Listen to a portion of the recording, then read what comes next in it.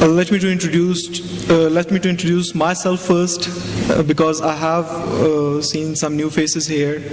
My name is Makhdoom Shah. I am Chairman Circle, Center for Islamic Research, Collaboration and Learning.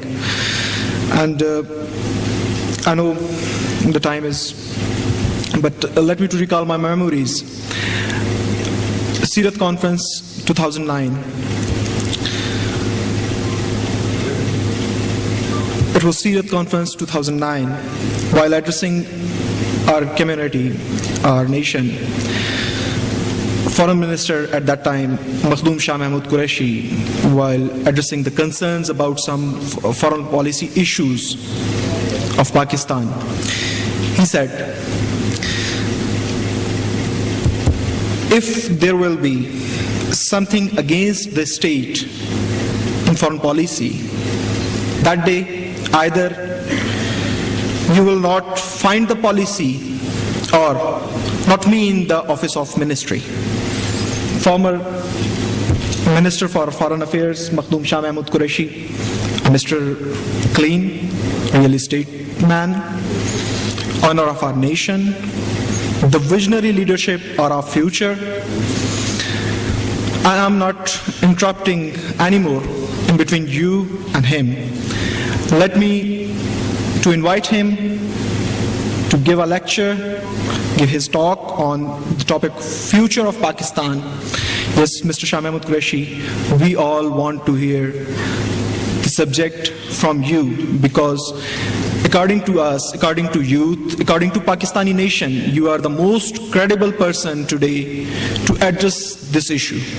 Please, ladies and gentlemen, welcome Makhdoom Shah Mahmood Qureshi.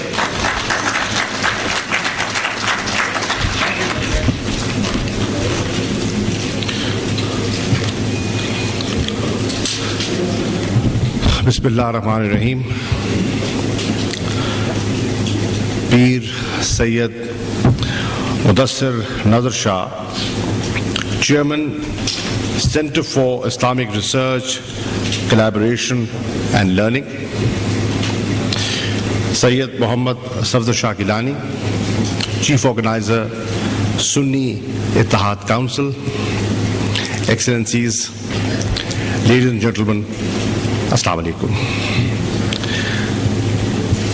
Chairman of Circle has been very generous in his remarks that perhaps I do not deserve, but he's being very generous. Let me begin by thanking you, Pisa, for the invitation and for sharing some of my thoughts with members of the diplomatic corps and members of the Sunni Ittihad Council. I'm also grateful to you, Excellencies, for your participation. I do realize Islamabad keeps you busy and how committed you are, but the fact that you're here, I feel honored to see you. I've had the pleasure of working with you, and I've had some very useful interaction with you in the past, and I intend to do so in the future as well. Future of Pakistan, it's a huge subject. I don't know where to begin. I do not know where to start. And in a sitting of this nature, I don't think it is possible to touch on each and every facet, on each and every relevant issue. But I will touch on a few to share the concerns of the ordinary Pakistani as he sees things. Being out of office now for over a month, I've had the opportunity of traveling up and down the country, visiting different districts of Punjab and Sindh, and meeting a cross-section of people and getting a feedback on what they feel, what are they saying. When you talk about the future of Pakistan, I believe it depends on the people of Pakistan. What do they want to make of Pakistan? The destiny of Pakistan will be determined by the people of Pakistan. Obviously, under the visionary, dynamic leadership of Quaid-e-Azam Muhammad Ali Jinnah, we got Pakistan. Subcontinent was partitioned into Pakistan and India. And of course, the founding fathers of this country had a vision for Pakistan. What was that vision? In my view, as a student of politics, the vision was very clear. A democratic Pakistan, a peaceful Pakistan, a moderate, progressive Muslim society which could live in peace with its neighbors, a country that could look after the socio-economic needs of the Muslims of the subcontinent.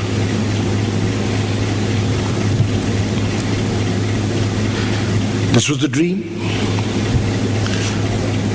and this dream caught the imagination of the Muslims of the subcontinent, and they rallied behind the great leader. And after 7 years of the Lahore Resolution of 1940, we got what we call Pakistan.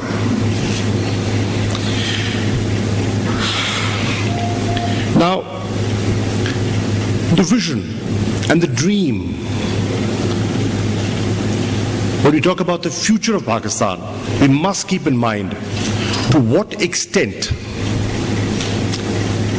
have we as a nation lived up to the expectations of the founding fathers. In my view, again, as a student of politics, those dreams, to a large extent, were not fulfilled. If they dreamt of a democratic Pakistan, then almost half of our independence has been under non-democratic regimes. If they wanted to see Pakistan to be at peace with its neighbors, then we've had problems in the past.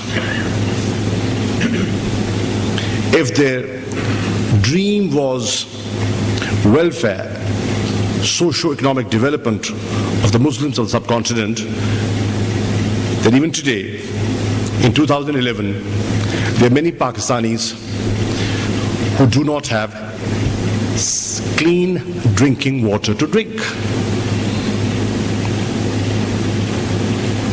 There's still a large percentage of our population living beneath the poverty line. And on top of that, half the country that was the eastern half is no longer Pakistan. It's Bangladesh. So, in short, what I'm trying to say is that dream, to a large extent, could not be fulfilled. Who's responsible? Us, the people of Pakistan, and the onus lies on the collective political leadership of Pakistan. Until and unless we admit our failings, we will not be able to plan for the future.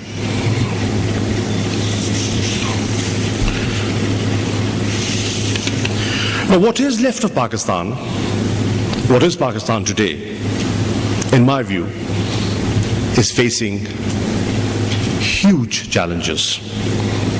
When we discuss the future of Pakistan, we have to keep in mind the challenges today's Pakistan is facing. To begin with, it took us almost 25 to 26 years after independence to agree to a constitution. We experimented. We had the 1956, we had the 1962 constitution. We tried different forms of government, from basic democracy of Field Marshal Ayub Khan to the Shurai Nizam of General Ziaul Haq, to the devolution plan of General Musharraf. But it took us a long time to agree to a constitution that we as a nation felt could fulfill our needs. But finally, in 1973, we succeeded and the nation got a constitution. Obviously, over the years, individuals, whimsically, in my opinion, inserted amendments in the constitution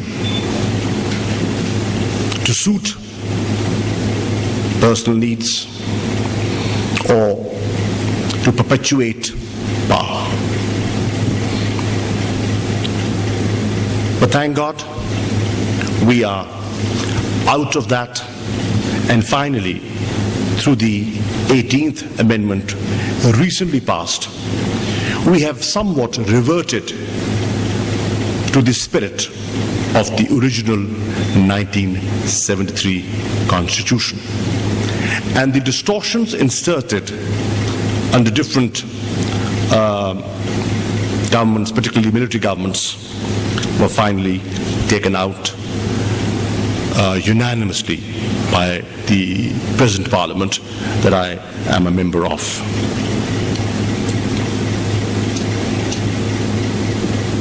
The future of Pakistan, in my view, will also depend on whether we as a nation have learned to respect the Constitution.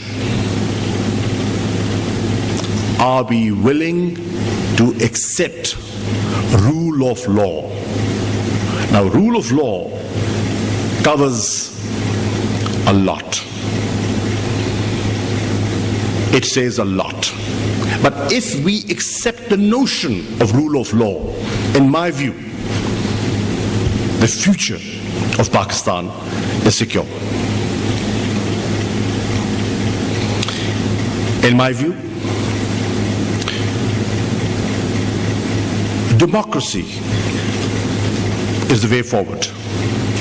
As I said, we have experimented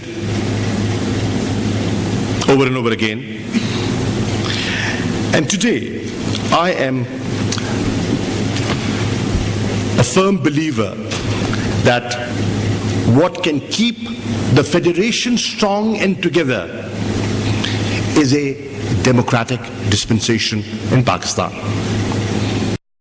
And God forbid, if we move away from democracy, or if there is another extra constitutional intervention, in my view, it will hurt the interests of the federation.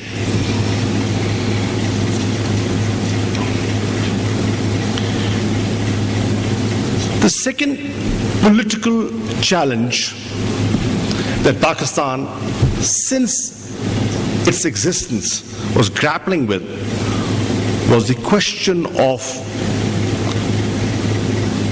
provincial autonomy. In every constitution, whether it's 56, 62, interim arrangements, or the 73, this has been a very hot issue. What is the quantum of provincial autonomy that will satisfy the federating units? Because we have seen that over the years there has been a tendency towards not just centralization but over-centralization. And Islamabad has been calling the shots in areas that have been and should have been provincial or local. People in Islamabad, in my view, cannot decide for people sitting in a remote district of Balochistan or Sindh or Khyber Pakhtunkhwa or, in the Saraiki belt of Punjab. They know what is best for them. They can determine and they can point out whether the school teacher is turning up or is not there. Whether medicines that are being provided reach the patients or not. Islamabad will have no idea. So it is important that we are sensitive to these issues and we cater to them. This over-centralization, in my view, led to dissatisfaction, led to a sense of alienation, lack of this feeling of lack of participation, and that has been creating political complications for different governments since independence. Here again, I think we have moved ahead, and the decision to finally abolish the concurrent list and to devolve decision-making and authority to the provinces, and then from the provinces to the districts, in my view, is a correct one.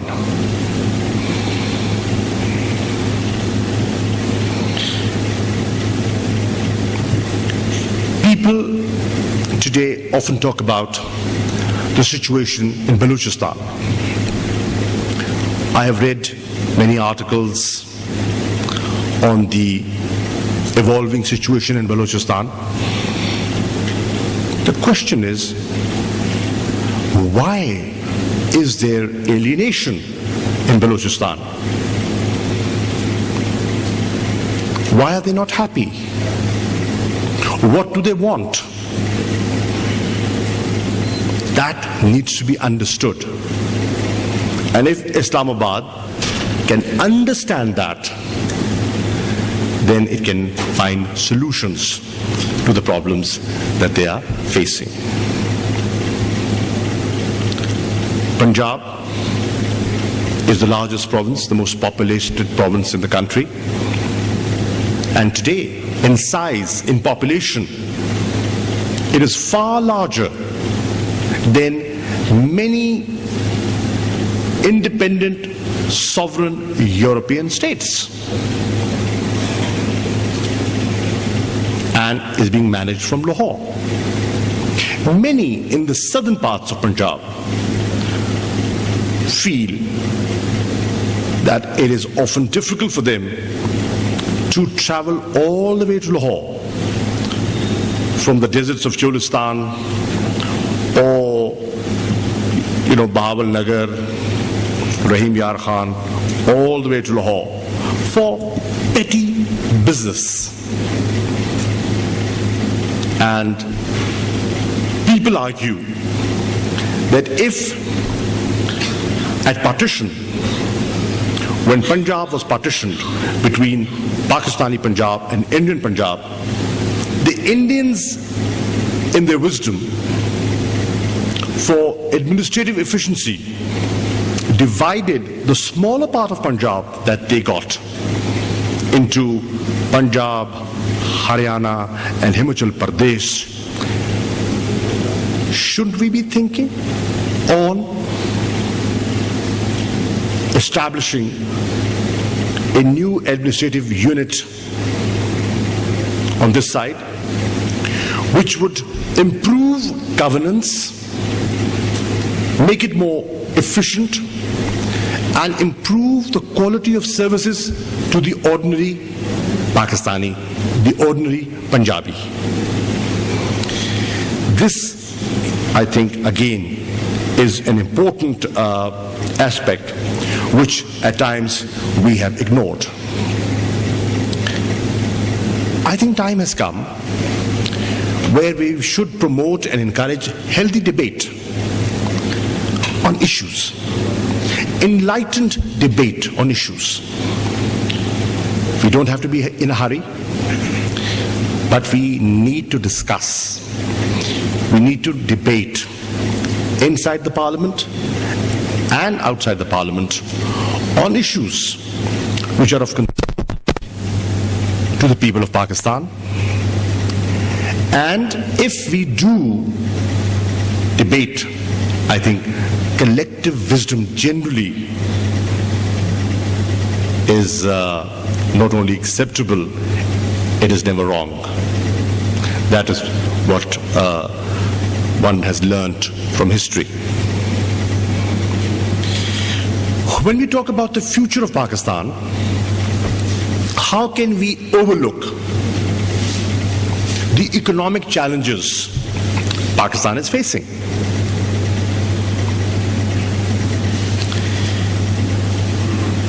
In my view, we have overlooked, ignored, neglected, and have been indecisive for far too long. Some of these economic challenges are of an immediate nature, and they must be addressed forthwith. And by addressing them, we will be able to restore the confidence of the business community, and not just restore the confidence of the business community, we will be in a position to win the support of international financial institutions.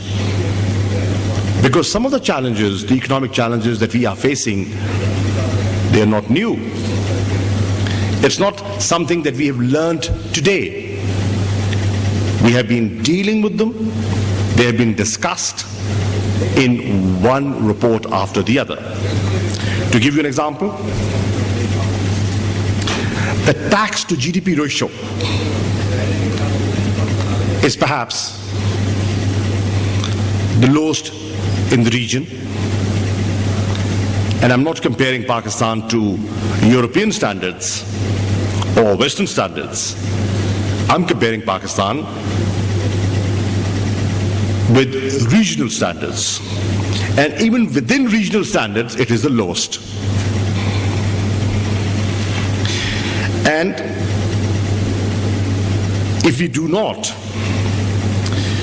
improve or broaden the taxation base and mobilize resources,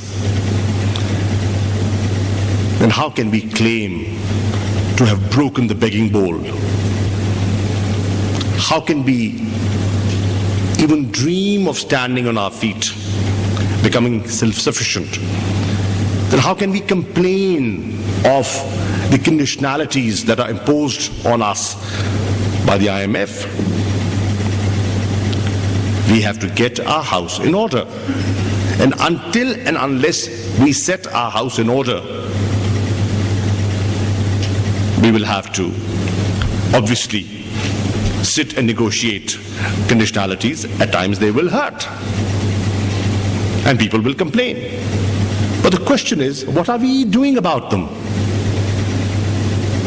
because we can't wish them away. Nor can we forget them. We have forgotten them for too long. And we cannot ignore them. Because today, if we ignore the economic situation of Pakistan, it is not just threatening governance, in my view. The economic challenge Pakistan is facing is increasingly becoming a challenge of national security. And security is not just guns and aircrafts. It's food. It's food autarky. And are we producing enough food to feed our people, is the question. Then, when we're talking about economic challenges, how can we, as a nation, overlook transparency in decision making? There are stories and news reports, at times, let us admit, exaggerated, at times politically motivated, but at times factually correct as well.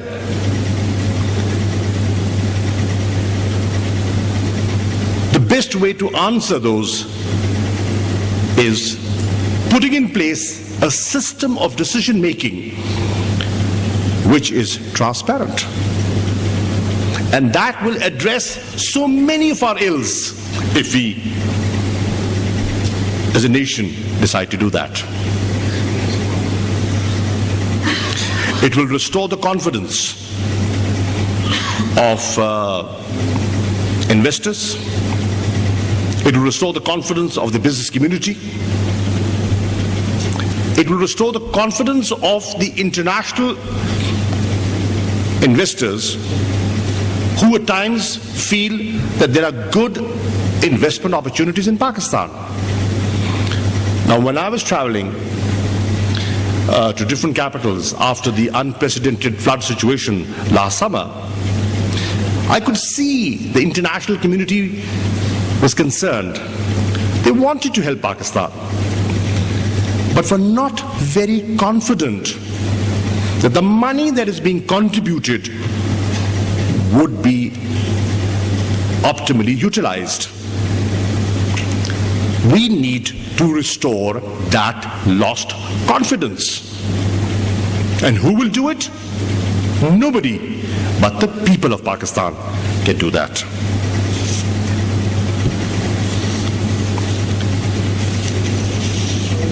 If we want to deal with economic challenges, then I think, and if we want the people of Pakistan to feel secure about their future, then in my view, across the board, there's a need to place a mechanism of accountability, across the board accountability.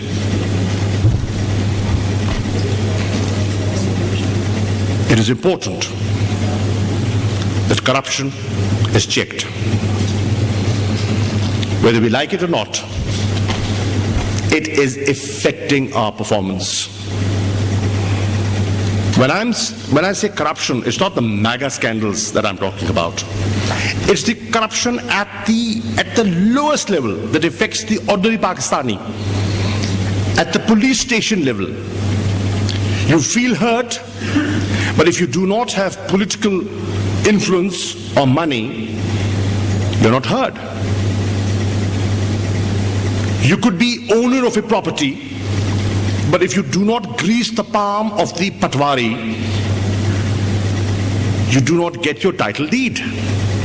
Now, this is the level of corruption. It has permeated to that level. And until and unless we address that,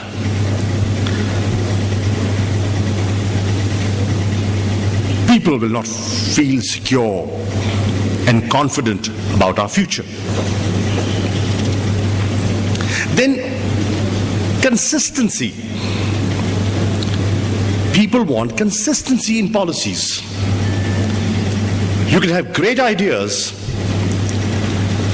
but if you do not see through their implementation, those ideas will remain ideas. How do you convert those ideas into reality is the question.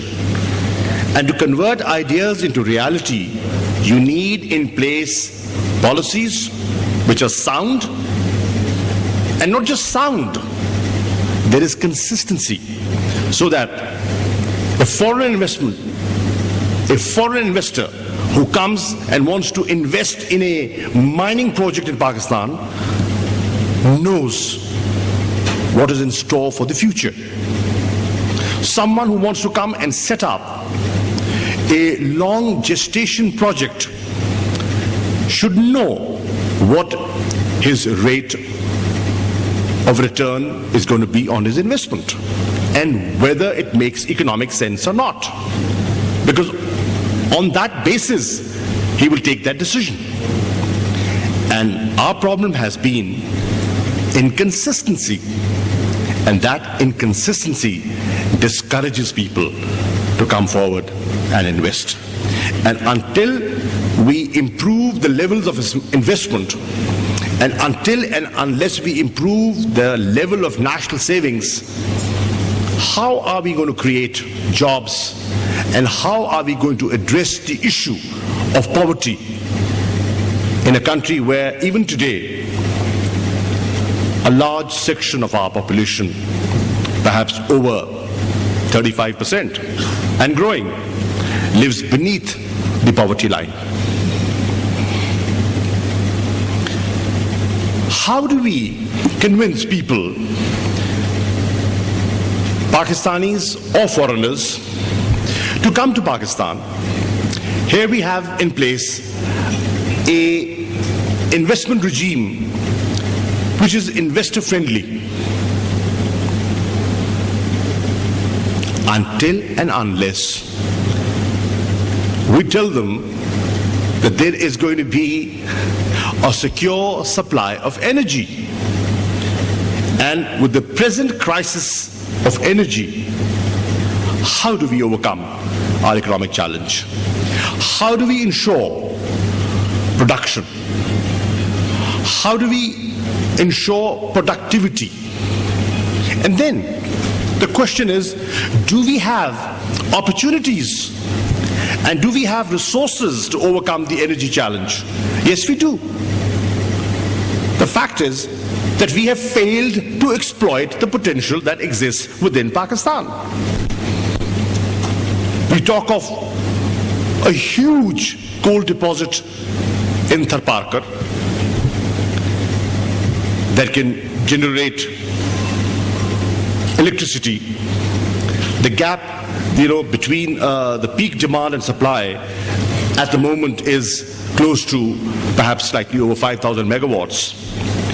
Let's say if we install capacity up to 15,000 megawatts on Thar coal, we have enough coal to generate electricity for Pakistan for the coming centuries.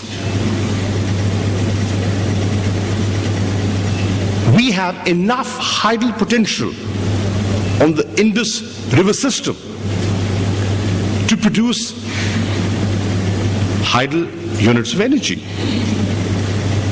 run of the river, as well as through cascading, small, medium dams.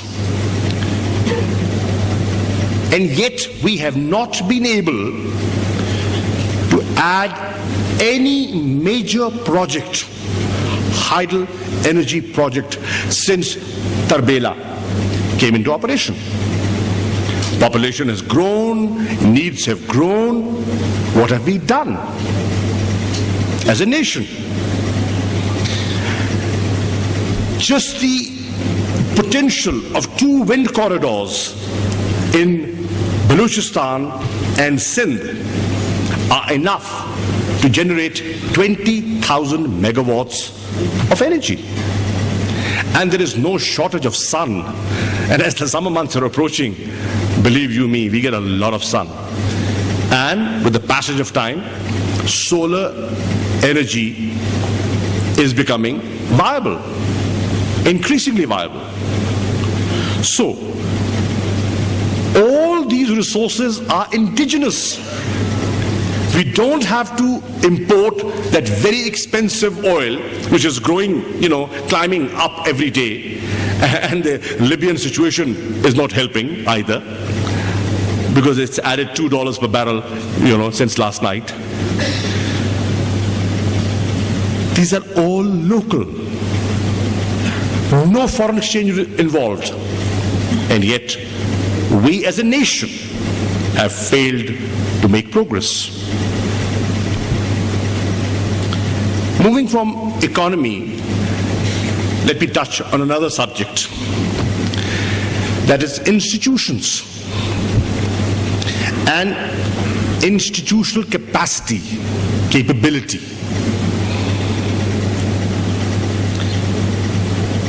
Even if we have resources, even if international donors are generous towards Pakistan, even if we succeed in getting the Kerry-Lugar-Berman economic assistance through, which is $1.5 billion per annum,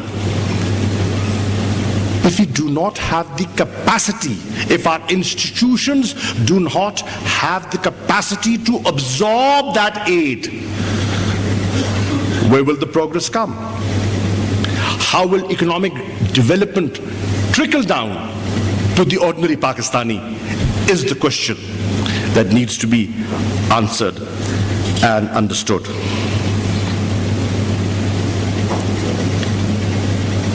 We at times do not spend enough on our social sectors, and there is a consensus, almost a consensus, that our allocation for the social sectors is inadequate. And yet, the money that we do allocate for health, for education, for sanitation, for clean drinking water, many a times at the end of the fiscal year, that money is unutilized. Why? The problem is capacity of your institutions. They have deteriorated over the years. Instead of becoming more efficient, they have become more bureaucratic and more corrupt. And this needs to be understood. And the ordinary Pakistani says that my money that I'm contributing largely through indirect taxes and implicit taxes is not giving me the quality of education that my child deserves, is not giving me the quality of health services that I require. And this obviously is having an impact on the ordinary citizen and is linked to the future health of Pakistanis.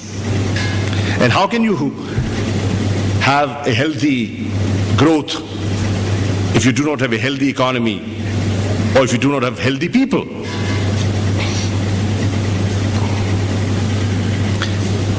Then, even if we try and fix our institutions, improve their capacity, how will we run them until and unless we have trained an efficient civil service? Where will the governance come from? Governance will not just come from a few elected individuals. They are very important. Obviously, I have said, right man for the right job is what Pakistan requires. But a few members of the cabinet is not enough to give Pakistan good governance. To give Pakistan good governance, we need a very strong, healthy, efficient, honest civil service at the federal level, at the provincial level, and at the local level. And until and unless we have an efficient civil service, how do we provide good governance? Even if we can put the right policies in place, even if we have the right ideas, who is going to implement those ideas? Until we have an efficient machine in place, which we do not at the moment. And how do we attract the young and talented Pakistanis into the civil service today? Civil service is no longer employment of first choice. It used to be one day. It was a very prestigious thing to be in the civil service of Pakistan, the ICS at one time, immediately after the Raj. But today, the young and talented and the brightest are not going into the government service. They prefer the corporate sector or the private sector. Many are planning a future abroad. And I want to share a statistics with you, and I think Pakistanis should wake up. There was a survey done in the United States of America, going to different universities, engaging and talking and interviewing Indians doing postgraduate studies. And you'll be perhaps startled to learn, when they were interviewed, only 8% of Indians doing postgraduate studies in America wanted to stay in America. They all wanted to go back to India. The question is why? Because they feel that back home there is an emerging economy. Back home they can be absorbed. They can be employed, gainfully employed. They see a future for themselves back home. And that is what attracts them back to their families and back, to India. Why are Pakistanis, youngsters, wanting where the people of Pakistan, the taxpayer of Pakistan has invested money, millions of rupees, on my education, your education. And our first preference is, if we can get a place in Canada, I prefer that. If I can get a green card in the US, why not? If I can get a place in Australia, I'm very comfortable. Coming back and serving Pakistan is priority number 2. Why? When can this become priority number 1? It can only become priority number 1 when the people of Pakistan feel, when the students of Pakistan, the youth of Pakistan feels that Pakistan has a future. And their future is secure in Pakistan. We have to restore that confidence in our youth. And if we do not restore that confidence in our youth, there will be a drain of human resource capital. And this drain of human resource capital is more dangerous than the capital drain that takes place. Because money in this modern world can go out quickly and can come back quickly. But the brain drain would be difficult to handle. And for that, we need, in my view, a very serious civil service reform. And until and unless we make the civil service of Pakistan attractive once again, how can we ensure or guarantee the future of Pakistan? And in my view, and having traveled as your foreign minister for 3 years, having engaged with think tanks, diplomats of the world, foreign ministers of the world, I am convinced that Pakistan has to fight and win this battle against terrorism. This is our fight. And let us not shy away from it. It is our future which is being threatened. And only us, the Pakistanis, can protect our future. We can get Western advice, but we have to fight for ourselves. Nobody's going to come and fight for us. So, if we want success and we want peace and stability, then we have to defeat terrorism. And we have to take head on this menace of terrorism. If we want to improve law and order is a primary responsibility of any and every state, then we have to deal with suicide bombings and innocent people being killed and maimed all across Pakistan today.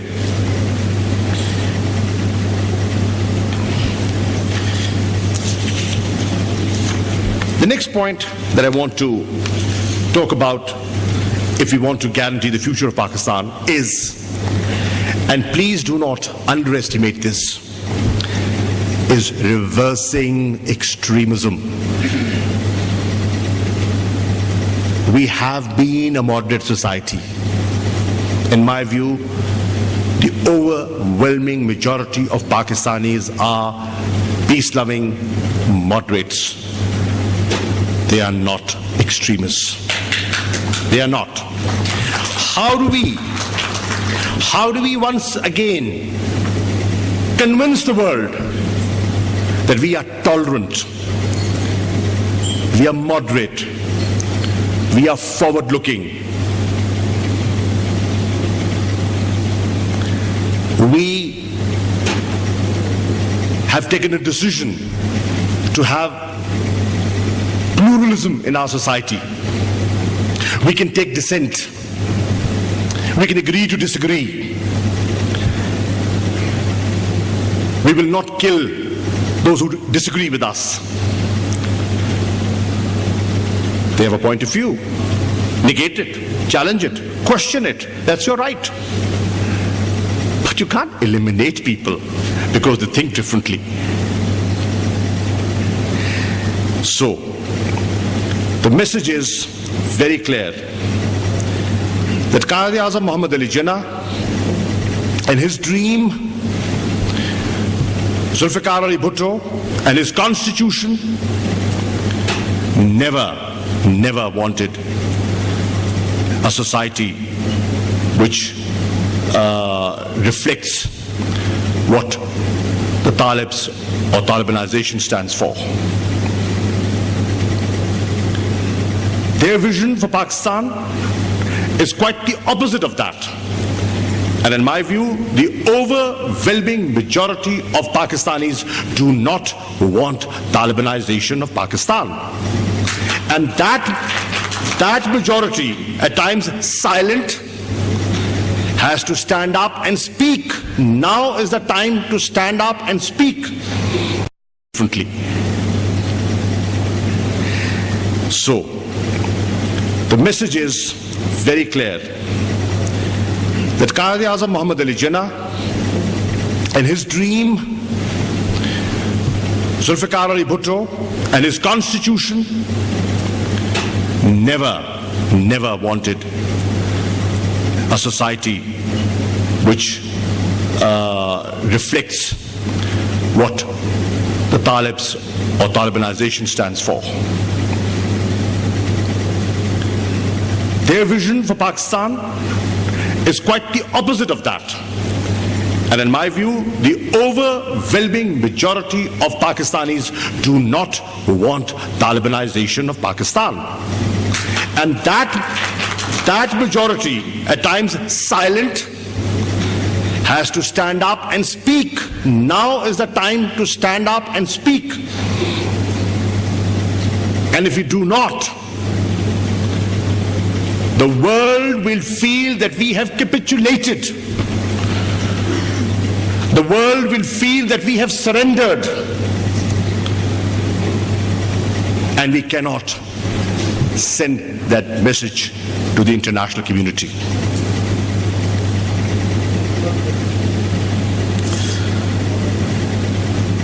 Tolerant society will give a sense of security to the marginalized section of your society, to the weaker segments of society, minorities. Minorities of Pakistan have contributed significantly to Pakistan, particularly in health and education. Please do not overlook their contribution. Do not underestimate their role. They have played a valuable role. And if we believe in the white in our flag, then that white reflects something. And we have to stand up for that white along with the green. That is what Jinnah dreamt of.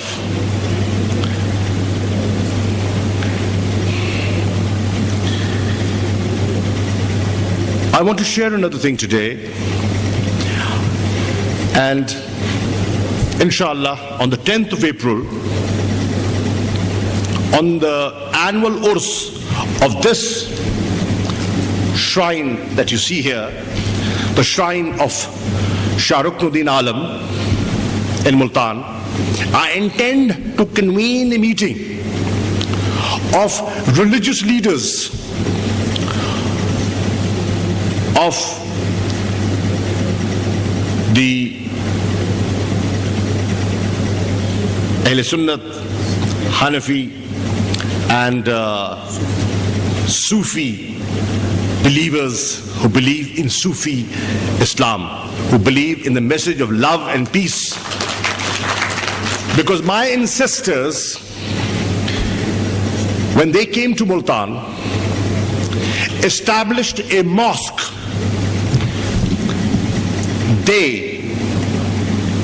He built a mosque next to a temple without destroying the temple. The mosque and the temple coexisted for centuries. Those who wanted to visit the temple went to the temple, and those who wanted to come to the mosque came to the mosque. They didn't shun people away. They embraced them. They gave them love. They supported them. They gave them education. They won the souls. That is the difference. And that is the message of Sufi Islam that I think we need to project. And inshallah on the 10th, I'm inviting important heads of the different astanas and khanqahs of Pakistan to come and sit, to come and talk. How can we project the true image of Islam, not the distorted image of Islam that is being projected, not by chopping heads and bombing girls' schools and maiming people. That is not what Islam stands for. Islam is a religion of peace, coexistence, and this is what they preached. Why do Hindus visit the shrine? Why do they go to Ajmer? Why do Hindus in Sindh visit us in Multan? Why? They don't have the same faith. They visit these shrines. The question is, why do they do it? They're not Muslims. Wo kalma nahi padhte. Why do they come? That has to be understood. And hopefully, I want to share some thoughts with them and mobilize public opinion in Pakistan. The time has come to mobilize public opinion in Pakistan, to correct the image and to project the true spirit of Islam. And the best form of doing it is through the message of the great Sufi. whether it's the Data of Lahore or the Baba of Pakpatan, or the great poet Khwaja Ghulam Farid of Kot Pichen, or the great saint of Shahbaz Qalandar. That is the message that needs to go across. And the last point that I want to make is, if we want to protect the future of Pakistan, then, ladies and gentlemen, we have to have a safe neighborhood. We've got to improve our relations in the neighborhood. It is important, and I say that having been Foreign Minister of this country, it is important that we live in peace with our Western neighbor and with our Eastern neighbor. If we want development, if we want growth, then we have to be at peace. Obviously, there will be issues, but those issues can be resolved through peaceful means. And I'll give you an example. When I took over as Foreign Minister, there was acrimony, there was tension, there was finger pointing between Afghanistan and Pakistan. Our relationship was marred by suspicion, doubt. But in the 3 years, we worked. We inched forward. And today, Afghanistan and Pakistan have reached a new level of understanding. Today, we have signed new bilateral agreements, which are futuristic in nature, and they go beyond cooperation against terrorism. They talk of regional connectivity. They talk of bilateral trade. They talk of a new transit trade agreement with Afghanistan and Pakistan, and the impact that will have on the economy of Khyber Pakhtunkhwa and Afghanistan. The opportunities that need to be created for people to live in peace on both sides of the border. With India, of course we have issues. I'm not overlooking them, but we can develop mechanisms through which we can coexist peacefully. We can adopt measures that build confidence. And we have in place, and history tells us that we, despite the challenges, were able to put in place mechanisms that have stood the test of time. And I'll give you an example. The Indus Water Treaty.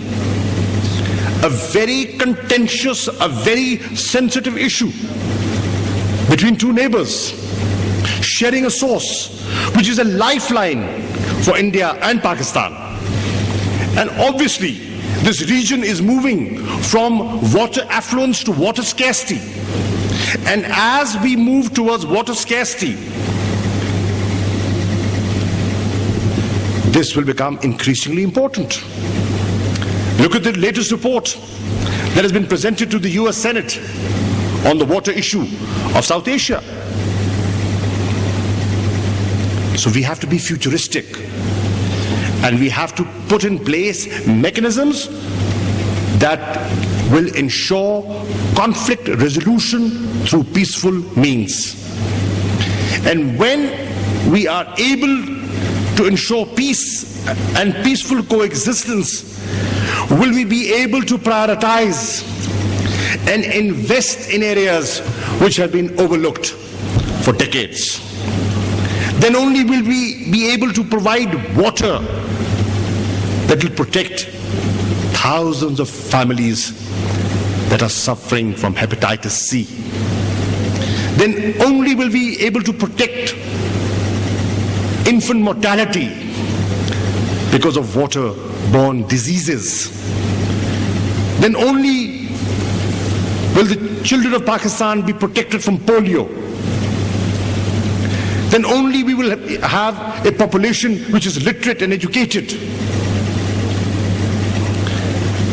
We will be able to divert our resources to areas that have been overlooked for decades.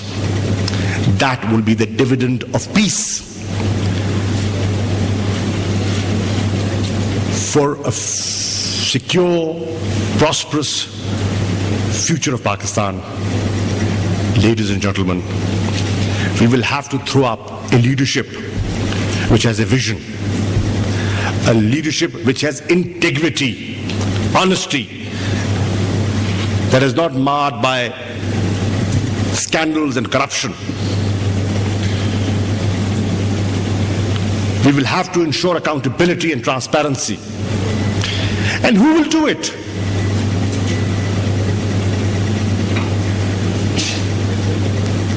It is the people of Pakistan, the electorate of Pakistan, the opinion makers of Pakistan. And today, with a free media, with an increasingly independent judiciary, I can see light at the end of the tunnel. Inshallah, Pakistan's future is bright. It depends on Pakistanis what we want to make of Pakistan. Thank you.